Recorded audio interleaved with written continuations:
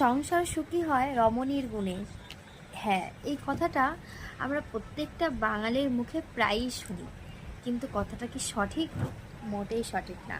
কারণ এই কথাটা তো পুরোটা আমরা শুনিই না, কিংবা শোনার প্রয়োজনই মনে করি না।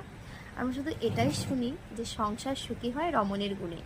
আর দ্বিতীয় যে লাইনটা, সেটা কিন্তু বলেই না কেউ, মানে কথাটা পুরোটা কেউ বলেই না, কিংবা শোনার প্রয়োজনই মনে করি না আমরা। তো কথাটা পুরোটা হচ্ছে, সংসার সুখী হয় রমণীর গুণে, গুণমান প্রতি যদি থাকে তার সনে। তো এক হাতে তো তালি বাজে না। তো স্ত্রী যদি ভালো হয়, তার একার জন্য কিন্তু সংসার আর সুখী হবে না, মানে ভালো হবে না। স্বামী স্ত্রী দুইজনাকে মিলেই কিন্তু সংসার। তো স্বামীকেও তো ভালো হতে হবে, তাই না? তো স্বামী যদি গুণবান হয়, ভালো হয়, আর স্ত্রীও যদি ভালো হয়, দুজন ভালোতে তো অবশ্যই ভালো হবেই, তাই না?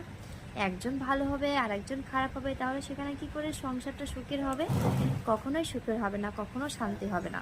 তাই তোমরা দুজনেই ভালো হতে হবে, তোমাদের দুজনকে, স্বামী স্ত্রী দুজনকেই কিন্তু ভালো হতে হবে, গুণবান হতে হবে।